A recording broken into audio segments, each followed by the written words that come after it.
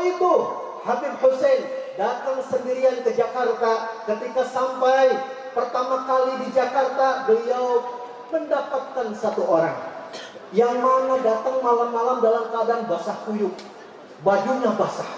Dia meminta tolong kepada Habib Hussein, tolong saya, tolong saya, tolong saya. Kenapa? Saya mau dihukum mati, tolong saya. Oh, tenang saja, kamu di sini, saya akan lindungi, kata Habib Hussein. Benar saja. Esok harinya Belanda datang, ternyata ini adalah orang Cina Tionghoa yang akan dihukum mati, yang kabur daripada kapalnya orang-orang Cina yang akan ditangkap oleh kompeni Betawi, yang mana waktu itu kompeni Batavia yang berkuasa waktu itu ingin menangkap orang tersebut. Kata Habib Hussein apa? Ini orang tidak boleh diapa-apakan. Jaminannya adalah saya. Ketika mengucapkan itu, maka semua daripada orang-orang Belanda waktu itu takut, maka melepaskannya karena melihat hebatnya Habib Hussein bin Abi Bakar Idrus. Maka orang Cina ini langsung masuk Islam, maka dinamakan namanya dengan diganti dengan Syekh Abdul Qadir.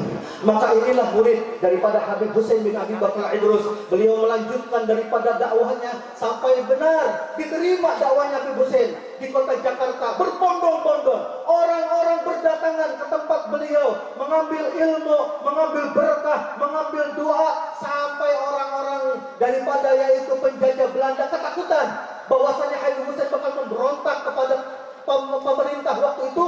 Maka ditangkaplah Habib Hussein, dijebloskan ke dalam yaitu penjara di daerah Glodok yang disebut dengan nama penjara seksi 2, dikarenakan ada tahanan kamar yang besar, ada tahanan yang kecil dan sempit. Habib Hussein ditempatkan di kamar yang sempit, sedangkan murid-muridnya di kamar yang besar, berkumpul bersama tahanan-tahanan yang lain. Dan anehnya hadirin, setiap malamnya dilihat oleh sipir Belanda, Habib Hussein berpindah ada di tempat tahanan yang besar, memimpin beribadah kepada Allah, sholat berjamaah sampai waktu subuh. Orang-orang berdatangan ke penjara tersebut untuk melaksanakan sholat subuh berjamaah bersama Habib Hussein bin Abi Bakar Idrus. Sedangkan dilihat lagi di kamarnya yang satu, ternyata Habib Hussein sedang ada tertidur pulas di penjaranya ini, tapi dilihat di sini ada sedang berdakwah. Maka orang-orang waktu itu Belanda bingung. Akhirnya mereka mengakui bahwasanya ini bukan orang sembarangan. Dibebaskanlah ini daripada Habib Hussein bin Abi Bakar Idrus dari penjara. Dan beliau terus melanjutkan daripada dakwahnya sampai pernah pada satu hari hadirin, ada seorang sinyo, anak muda Belanda yang sedang berjalan waktu itu di daerah Gambir. Waktu itu Habib Hussein sedang duduk berteduh bersama muridnya Abdul Qadir ini. Lalu dilihatlah ini anak muda dengan ainul mukasyafahnya Habib Hussein. Lalu dipanggilnya ini anak muda, lalu ditepuk dadanya oleh Habib Hussein bin Abi Bakar Idrus. Kaget ini anak muda, lari ke pembantunya. Kata Habib Hussein, beritahu wahai Abdul Qadir kepada anak muda itu, nanti dia akan menjadi seorang gubernur yang menguasai daerah Jakarta ini. Maka ketika diberitahukan kepada pembantunya, lalu ini anak muda berjalan dengan waktunya, dia melanjutkan daripada yaitu belajarnya di Belanda, sampai akhirnya ternyata dia dijadikan oleh pemerintah Belanda waktu itu menjadi gubernur yang berkuasa di daerah Betawi ini, tepatnya di daerah Jakarta. Maka ini anak muda begitu berterima kasihnya kepada Habib Hussein bin Abi Bakar Idrus, dihadiahkanlah karung-karung uang yang begitu banyaknya kepada beliau. Apa kata Habib Hussein bin Abi Bakar Idrus? Saya tidak butuh uang ini, yang butuh ini adalah ibu saya.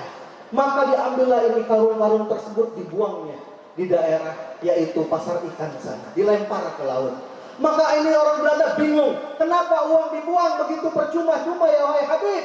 Kata Habib Hussein, saya kirimkan untuk ibu saya yang ada di Hadramaut di desa Hazam sana. Maka ini dan disuruh oleh orang Belanda waktu itu gubernurnya turun menyelam, cari di bawah, ada nggak duitnya? Nggak ketemu hadirin.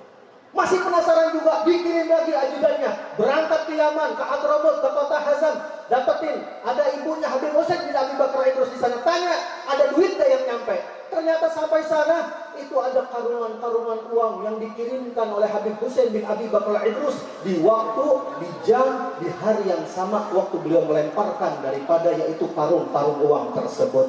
Maka orang-orang waktu itu bertabarruk, mereka banyak yang mengambil keberkahan di daerah tempatnya Habib Hussein melemparkan uang tersebut, sampai terkenal kerumunan orang-orang banyak tersebut dengan nama pasar ikan. Sehingga orang-orang kalau pengen gobul hajat, mereka berbondong-bondong untuk datang ke daerah kota tepatnya di pasar ikan untuk mencari nafkah, dan mereka semua mendapatkan keberkahan daripada Habib Hussein bin Abi Bakar Idrus. Maka gubernur ini masih penasaran juga, maka beliau meminta kepada Habib Hussein, "Habib minta apa?" Kata Habib Hussein, "Saya tidak minta apa-apa, saya tidak butuh kepadamu. Saya hadiahkan tempat ini, tanah ini untuk engkau wahai Habib Hussein, berdakwah di sini bebas, dijaga oleh daripada pemerintah Belanda waktu itu." Maka diterimalah oleh Habib Hussein, maka beliau membangunlah masjid tersebut. Beliau masih muda hadirin, datang ke daerah daripada yaitu Jakarta pada kurang lebih tahun 1446. Usia beliau masih 20-an waktu itu, tapi niatnya beliau ikhlas semata-mata karena Allah Subhanahu wa taala, menyebarkan agama Islam, mengajak orang agar dekat dengan Allah, cinta kepada Nabi Muhammad sallallahu alaihi wasallam, sampai akhirnya di akhir-akhir umurnya disebutkan dalam riwayat beliau usianya baru sampai 30-an tahun, belum nyampe 40, belum sempat menikah, belum mempunyai keturunan. Beliau habiskan umurnya untuk berdakwah kepada Allah Subhanahu wa taala. Akhirnya pada hari Kamis tanggal 17 Ramadan tahun 1169 Hijriah, tepatnya pada tanggal 24 Juni tahun 1756 Masehi, beliau kembali ke rahmat Allah Subhanahu wa taala, meninggal di tempat kamar beliau di luar Batang sana.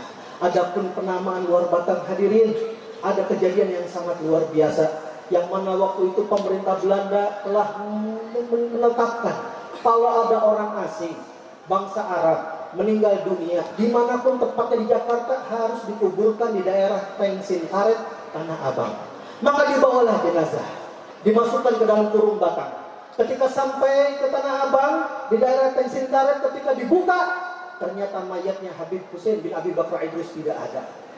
Ternyata akhirnya dicari lagi oleh orang-orang, masih ada tepat di tempat tinggal beliau. Dimasukkan lagi mayatnya ke keranda Batang, dibawa lagi. Ketika sampai Tanah Abang, dibuka, tidak ada lagi. Sampai 3 kali hadirin. Sehingga orang-orang waktu itu mengambil kesimpulan, ternyata Habib Hussein ini ingin dikuburkan di tempat beliau mengajar, di tempat tinggal beliau di luar Batang.